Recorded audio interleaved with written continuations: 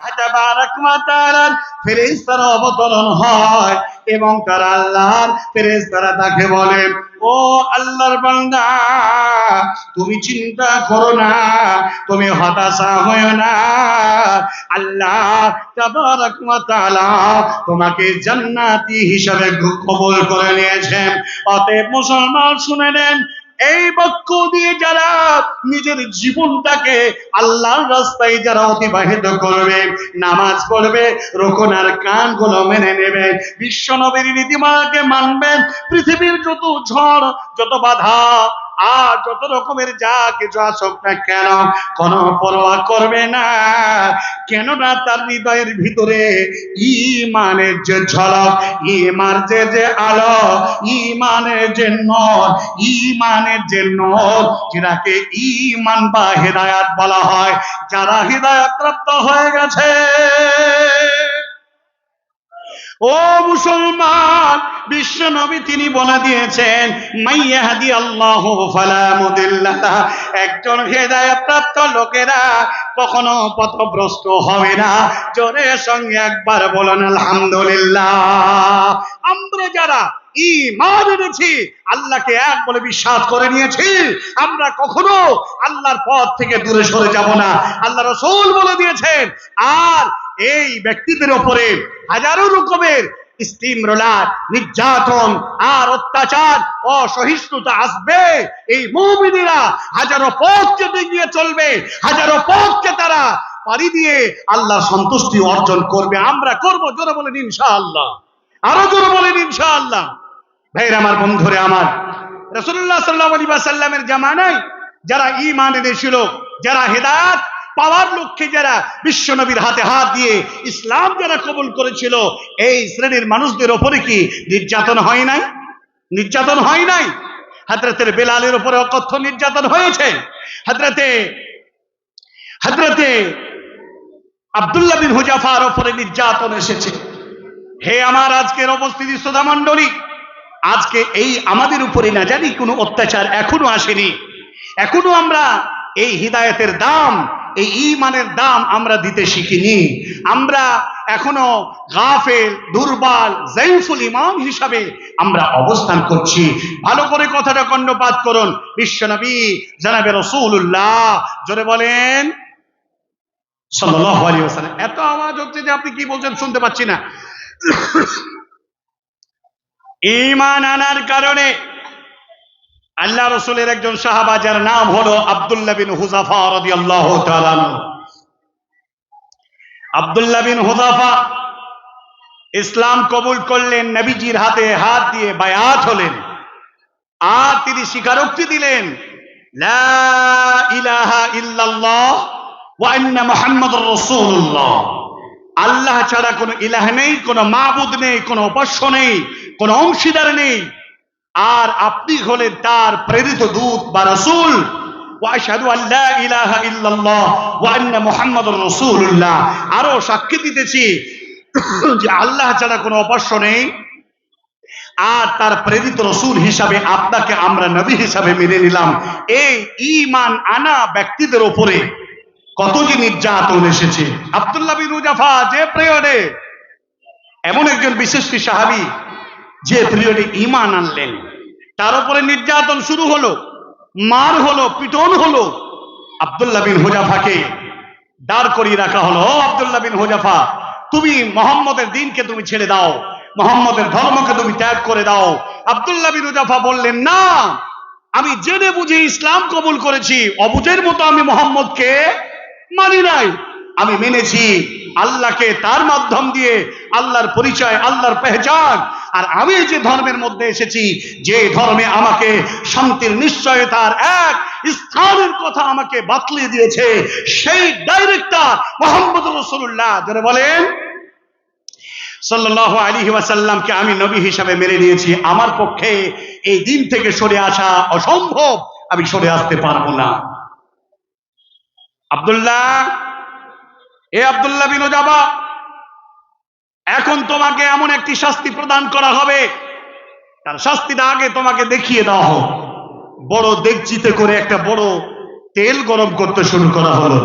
তেলগুলো ফুটতে আছে। আহারে, তেল ফুটতে আছে। আব্দুল্লাহ বিন হুযাফাকে বল, আব্দুল্লাহ, তোমাকে এখনই এই তেলের মধ্যে ডুবিয়ে হত্যা করা হবে। এই বলতে না বলতে একটা দুর্বল, কমজোর, শরীর স্বাস্থ্য তেমন নয়, দুর্বল শ্রেণীর এক মুসলমানকে ধরে নিয়ে এসে সেই তেলের মধ্যে ছেড়ে দিল। জোরে বলবে না। মুহূর্তের মধ্যে প্রাণ চলে গেল।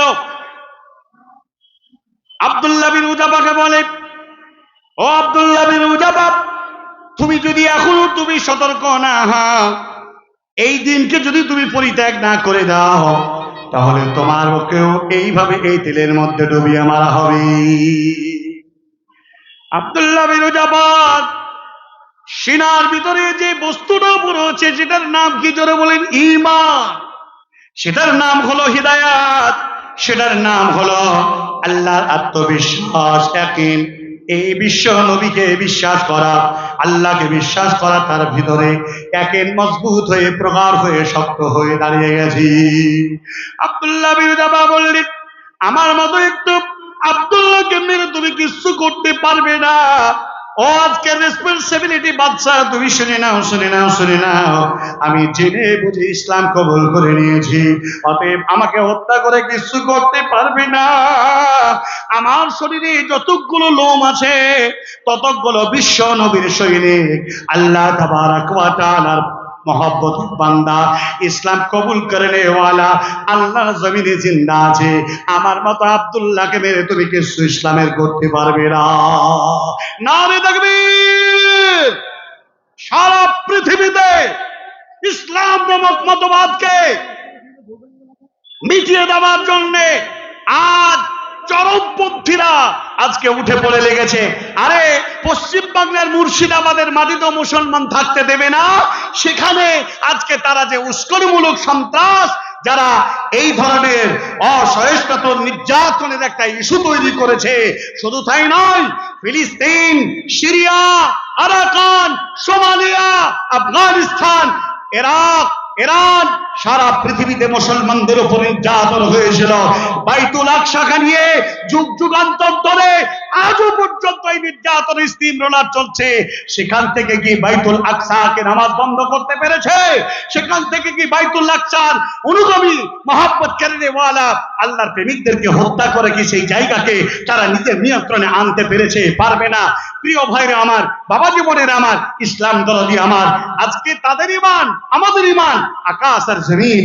আমি আজকে মুর্শিদাবাদের মানুষ হিসাবে মালদা জেলার মানুষকে আজকে বোঝাতে এসেছি, শুনুন, আজকে কেমন ঠুনকো ঈমান নিয়ে আপনি বসবাস করছেন, আপনার ঈমানের কতটা জোর, আপনার ঈমানের কতটা ভোল্টেজ আপনি নিজেই বুঝতে পারবেন। আরে আকসার লোকেরা ফজরের নামাজে জামাতে যেতে পারে না, আকসার লোকেরা জামাত ত্যাগ করে দেয়, অধিকাংশ লোকেরা নামুল আব্দুর রহমান, আব্দুল সত্তার, অথচ তারা সালাত আদায় করে না। আমরা এই ধরনের ঈমানের অধিকারী, এরপরেও ঈদ আসলে নতুন পোশাকে সাজে সজ্জিত হয়ে ঈদগাহে চলে যায়। আমরা জালসা জৌলুস আরো কিছু হলে আনন্দ করি, কিন্তু আসলে দেখা যাচ্ছে ঈমানের দিক থেকে অতি নগণ্য। বিশ্বনবী জনাবে রাসূলুল্লাহ সাল্লাল্লাহু তাআলা আলাইহি ওয়াসাল্লাম, তিনার সাহাবা, আপনি কি জানেন হযরত বেলালের উপরে কত অত্যাচার হয়েছিল?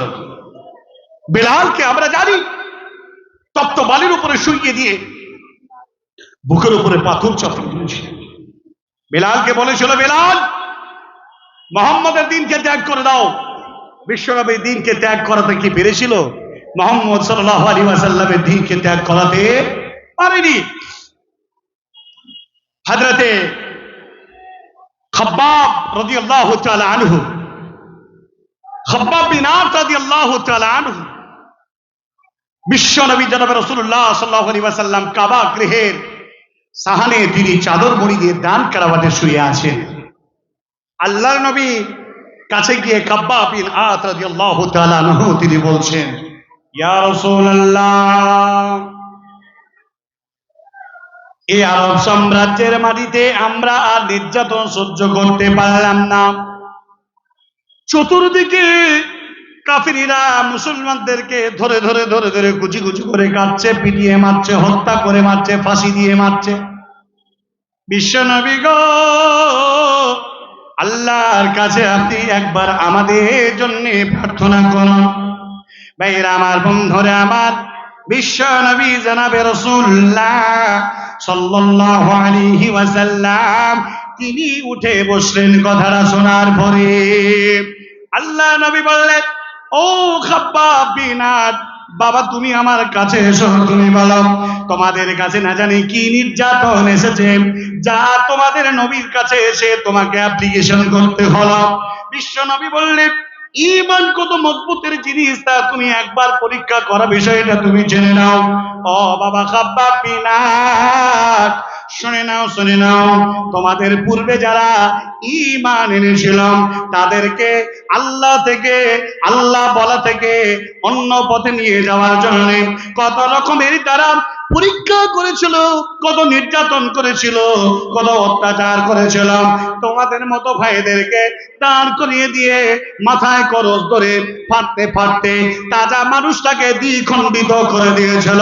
তাদের মুখের একটাই বাধা ছিল, ইন্নাল্লাযীনা ক্বালু রাব্বুনাল্লাহ সুম্মা ইসতাকামু তাতানাজ্জালু আলাইহিমুল মালায়েকা আল্লা তাখাফু ওয়া লা তাহজানু ওয়া আবশিরু বিল জান্নাতিল্লাতী কুনতুম তুআদুন। আমি আল্লাহকে এক বলেছি আর আল্লাহ তাবারাক ওয়া তাআলাকে এক বলে এই পথেই আমি দাঁড়িয়ে থাকবো। পৃথিবীর কোনো শক্তি নাই, জীবন চলে যাবে যাক, প্রাণ চলে যাবে যাক, আল্লাহ বলা থেকে আমাকে এক ইঞ্চিও সরাতে পারবে না।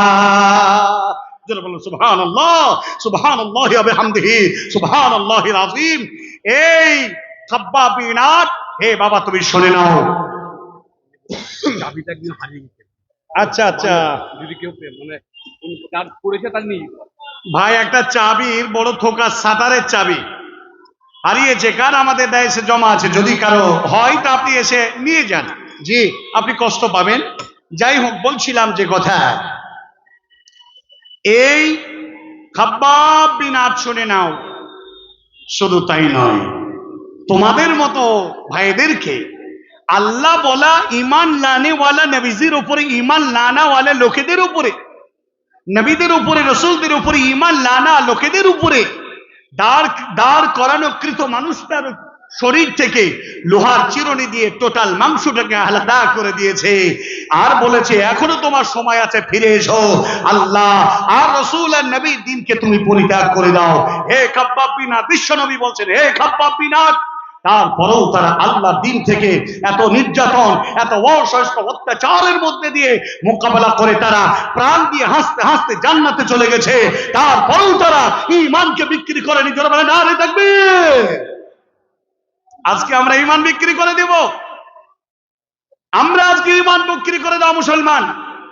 প্রিয় ভাই সকল, আল্লাহ রাব্বুল আলামিন যারা এই রাস্তার উপরে যারা সুপ্রতিষ্ঠিত থাকে, যারা কায়েম থাকে, আল্লাহ রাব্বুল আলামিন তিনি বলছেন এদেরকে বলবে ফেরেশতারা, এদেরকে জান্নাতের অধিবাসীরা বলবে, বিসমিল্লাহির রহমানির রহিম, নাহনু আউলিয়াউকুম ফিল হায়াতিদ দুনিয়া ওয়া ফিল আখিরাহ ولكم فيها ما تستهي أنفسكم ولكم فيها ما تدعون।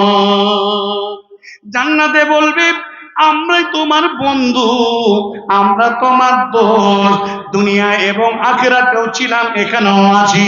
ও জান্নাতের অধিবাসী, তোমরা শুনে নাও, শুনে নাও, শুনে নাও, শুনে নাও, আজকে তোমার মন মা তাস্তাহি আনফুসুকুম ওয়া লাকুম ফিহা মা তাদউন, তোমার আজকে মন যা চাইবে সেটা তুমি পাবে, আর যা তুমি ফরমায়েশ করবে, মা তাদউন, যা তুমি ফরমায়েশ করবে সদা মুহূর্তে তোমার কাছে এসে যাবে।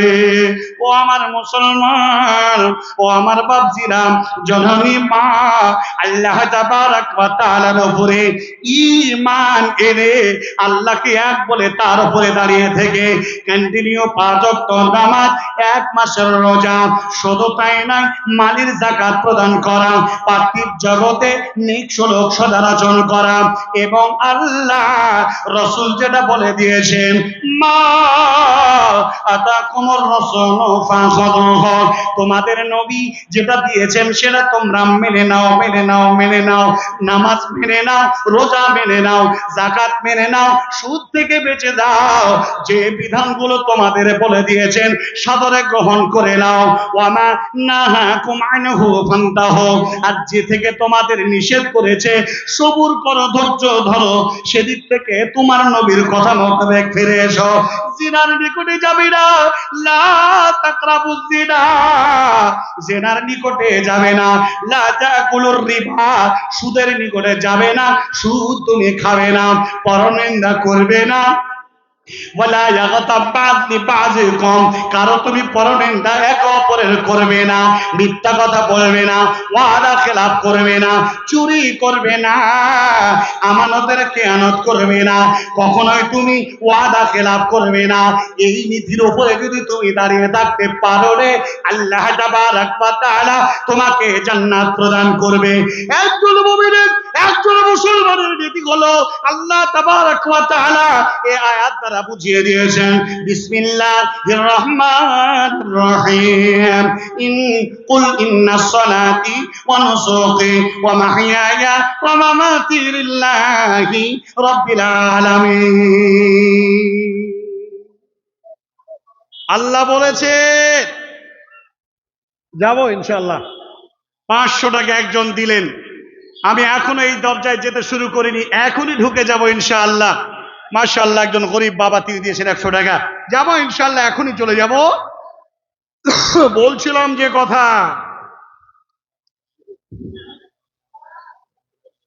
একজন মুসলমান কাকে বলে, মুসলমানের ডেফিনেশন কি, মুসলমানের সংজ্ঞা কি, মুসলমানের তারিফ কি? মুসলমানের তারিফ আমরা সকলেই জানি, আবারও আপনাদের স্মরণ করিয়ে দিচ্ছি। নিজের হাসি, নিজের কান্না, নিজের দুঃখ, নিজের বেদনা, পৃথিবীর সব কিছু যার কাছে সমর্পণ করবেন তিনি কে? জোরে বলেন কে? আল্লাহ। এই আত্মসমর্পণকারীকে মুসলমান বলা হয়। আল্লাহ তাবারাক ওয়া তাআলা পবিত্র কোরআনুল কারীমের মধ্যে এটাকে এইভাবে বলছেন, বিসমিল্লাহির রহমানির রহিম, কুল, হে নবী আপনি বলে দিন, ইন্না সলাতি, নিশ্চয়ই আমার নামাজ, ওয়া নুসুকি, এবং আমার কুরবানি, ইন্না সলাতি ওয়া নুসুকি ওয়া মামাতি ওয়া হায়াতি ওয়া মামাতি লিল্লাহি রাব্বিল আলামিন। আমার নামাজ এবং আমার কুরবানি করা। নামাজ বলতে গেলে কি বোঝায়? নামাজের মানে হলো প্রার্থনা করা, নামাজের মানে হলো দুআ করা। নামাজ এমন একটি বস্তু যেটাকে বলা হয় আসসালাতু মিরাজুল মুমিন, মুমিনদের মেরাজ হলো নামাজ।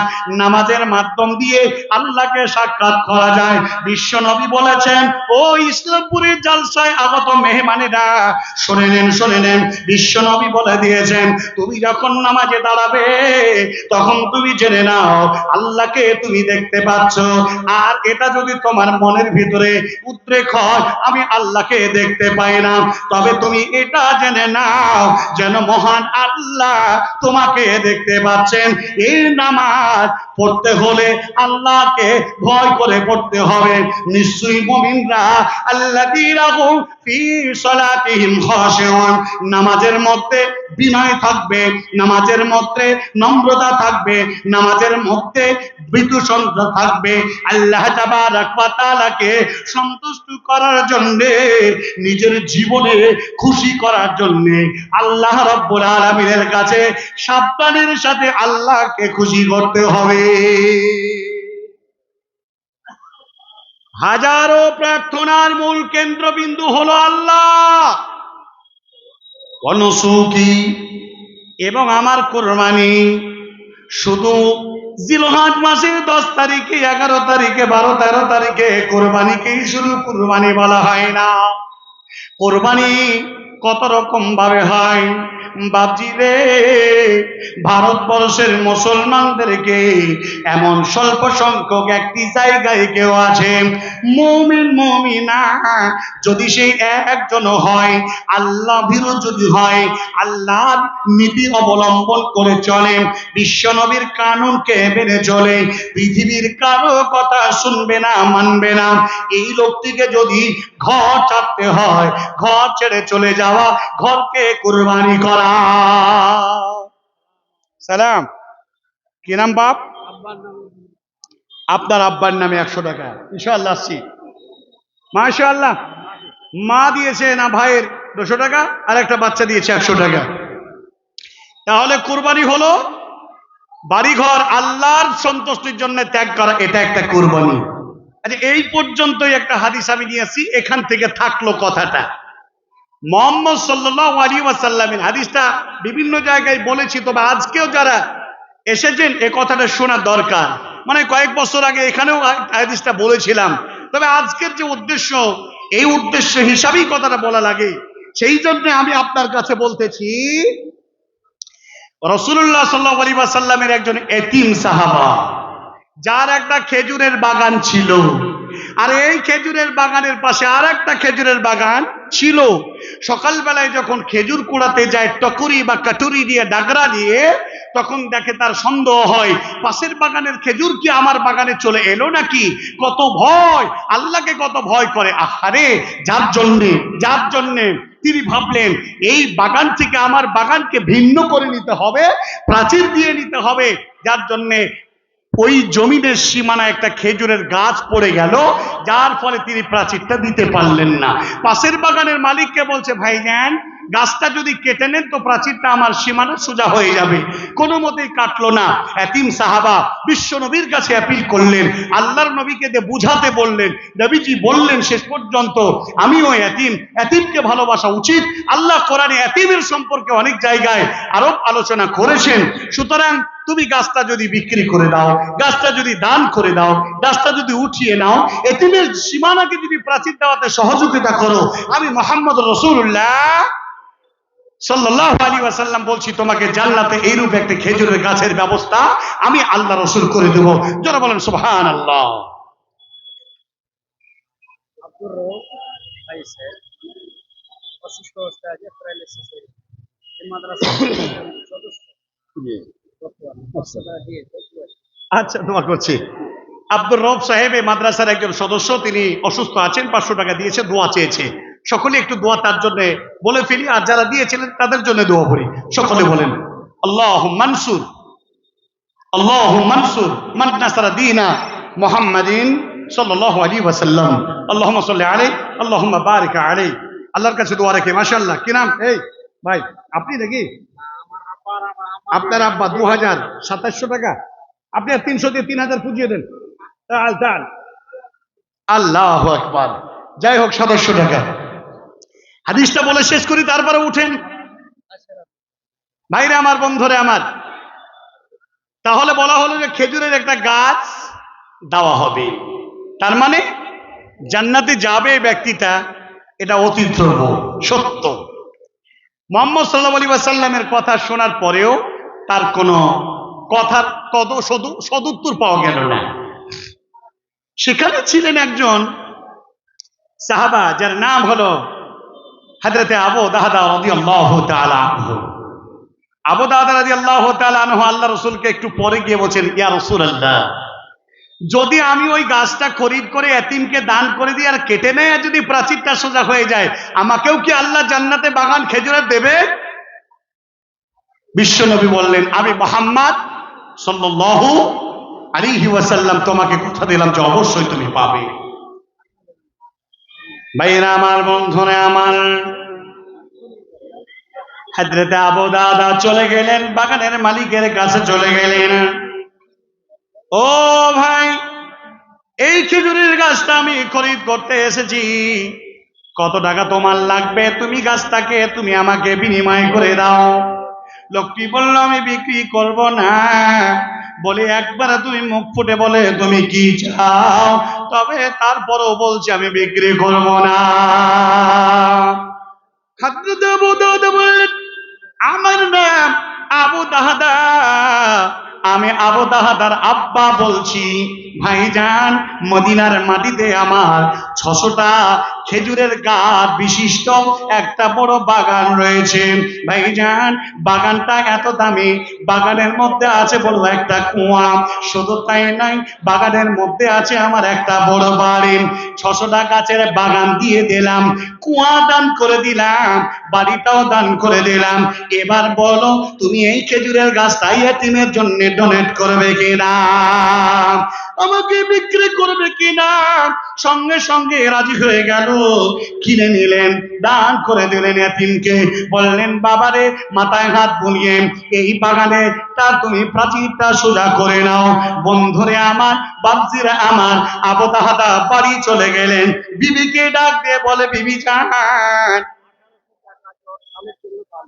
আপনি না, একজন মহিলা, একজন মহিলা 1800 টাকা দান তার স্বামীর জন্য দান করলেন। আল্লাহ তার দানকে তুমি কবুল করে নাও। আল্লাহুম্মা সাল্লি আলাইহিন্না, আল্লাহুম্মা বারিক আলাইহিন্না। প্রিয় ভাই, হাদিসটা শেষ করে নি। মুহাম্মদ সাল্লাল্লাহু আলাইহি ওয়াসাল্লামের বিশিষ্ট সাহাবী আবু দাহদা, তিনি বাড়ির দরওয়াজায় গিয়ে বলছেন, ও বিবি জান, বাড়িতে আছো নাকি? উত্তরই এলো, বলে, বাচ্চা দুটোকে নিয়ে তুমি বেরিয়ে এসো।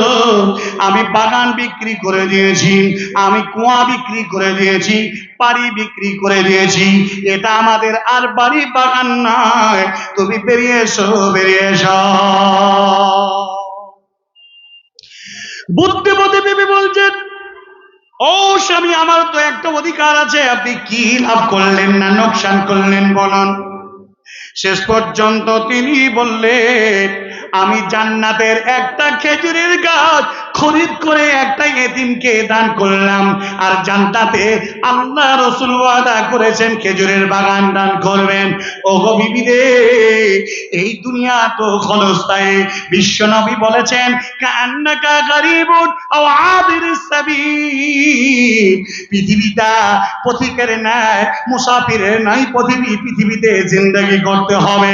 সকালবেলায় উপনীত হয়ে সন্ধ্যার আশা করা চলবে না, সন্ধ্যাবেলায় উপনীত হয়ে সকালবেলার আশা করা চলবে না। ও বিবি, চলো যায় আল্লাহ তাবারক ওয়া তাআলার জান্নাতের বাগান খরিদ করার জন্য। আমরা কোথায় যাব জানি না, নিশ্চিত আল্লাহ কোনো একটা ব্যবস্থা করে দেবে। নারে তাকবীর! এ হলো পরহেজগার লোকেদের জান্নাত পাওয়া বড় আশা। হে ইসলামপুর এলাকার মানুষেরা, আজ এত বড় বৃহত্তর বড় মাদ্রাসা, যেখানে অসংখ্য ছাত্র পড়াশোনা করে, শিক্ষক মন্ডলীর যেখানে লেখাপড়া করে, এই মাদ্রাসার জন্য প্রত্যেক বছর একটি করে জালসা, আর জালসার ডেট হওয়ার সাথে সাথে বাড়ির দরওয়াজায় দরওয়াজায় গিয়ে ভিক্ষার ঝুলির মতো কারো কাছে 500,000, 1 মণ ধান, 10 কেজি ধান, 20 কেজি ধান, এই করে করে এই রসুলের মাদ্রাসাকে তারা বাঁচিয়ে রেখেছেন। আজ আপামর জনসাধারণ, আজকে আপনারা এসেছেন, আমি আপনার কাছে বলতে চাই, এত কিছু দিয়েছেন, এত কিছু দিবেন, কিন্তু এখন একটি কথা বলতে চাই। আজকের মাহফিলে কোন একজন আল্লাহর বান্দা হযরত আবু দাহদার মতো, হযরত ওসমান গনির মতো কেউ আছেন? 20,000 টাকা দেনেওয়ালা একটা আল্লাহর বান্দা দেখতে চাই। আল্লাহর ঘরকে দেবেন, পৃথিবীতে সব রাস্তায় ব্যয় করে দিয়েছেন, সব পয়সা সব জায়গায় চলে গেছে, কিন্তু আজকের 20,000 টাকা দিয়ে জান্নাত খরিদ করার মতো কোন আল্লাহর বান্দা এই ইসলামপুর, সম্বলপুর, ছোট কান্ডল, বড় কান্ডল, আরে আজকে মহারাজনগর এলাকা, আশেপাশের মালদা জেলার অত্র এলাকা থেকে আগত মেহমান, আমি আপনাদের কাছে অনুরোধ জানাই, এই সুবর্ণ সুযোগকে আপনি ত্যাগ করবেন না, সুবর্ণ সুযোগকে আপনি ছাড়বেন না। ধরে নেন 20,000 টাকার একটা দাতা, 10,000 টাকার আর একটা দাতা, 5,000 টাকার একটা দাতা, এই 3 জন ব্যক্তির কাছে আমার আবেদন জানালাম। আসেন, কে আছেন?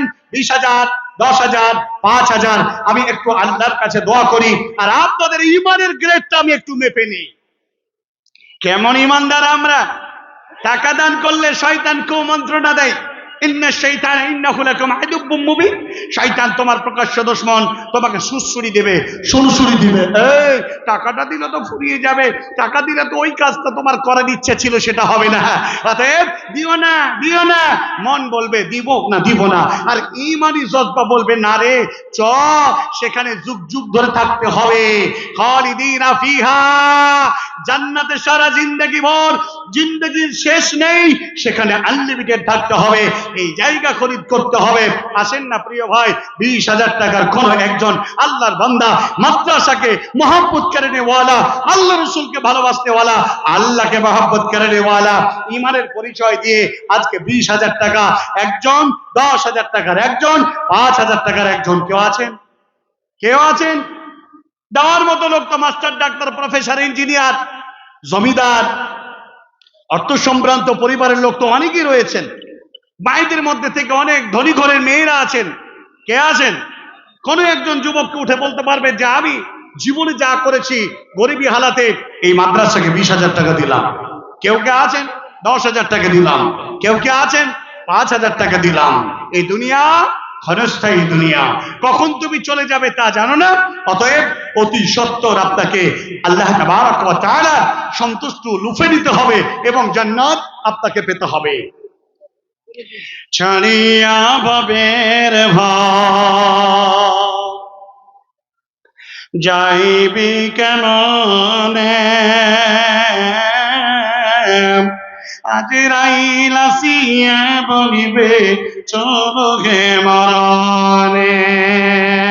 ছাড়িয়া ভবের ভাব যাইবি কেমনে, আজরাইল আসিয়া বলিবে চলো হে মরণে। ডানেতে কান্দিবে মাতা, বামে পরম পিতা, পদতলে প্রহসী অজর নয়নে। ছাড়িয়া বাবের বাপ যাইবি কেমনে, আজরাইল আসিয়া বলিবে চলো হে মরণে। আত্মীয় স্বজন সবে সিভিল সার্জেন্ট রবে, আত্মীয় স্বজন সবে সিভিল সার্জেন্ট রবে, কেহ না পারিবে তোরে বাঁচাতে মরণে।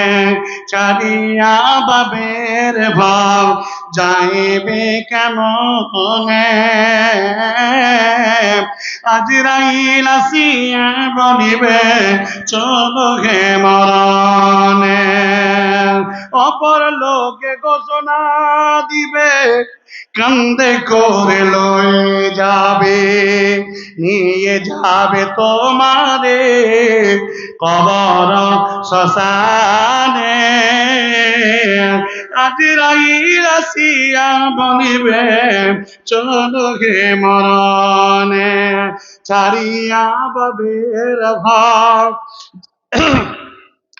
যাইবি কেমনে, আজরাইল আসিয়া বলিবে চলো হে মরণে।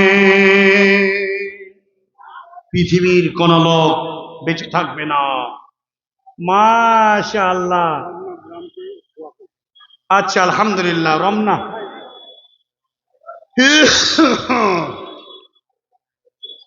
আল্লাহু আকবার। একজন আল্লাহর বান্দা তিনি দিলেন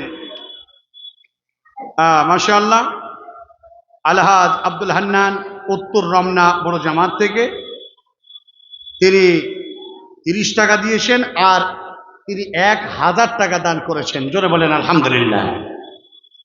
আর একজন ভাই তিনি দিলেন 100 টাকা। ভাই বলেছি প্রথমত আপনার কাছে দান আসবে, মানুষেরা দেবে। আমার অনুরোধ হলো আপনার কাছে কেউ খালি হাতে ফেরত দেবেন না। আপনি আজকে মুখ খুলুন,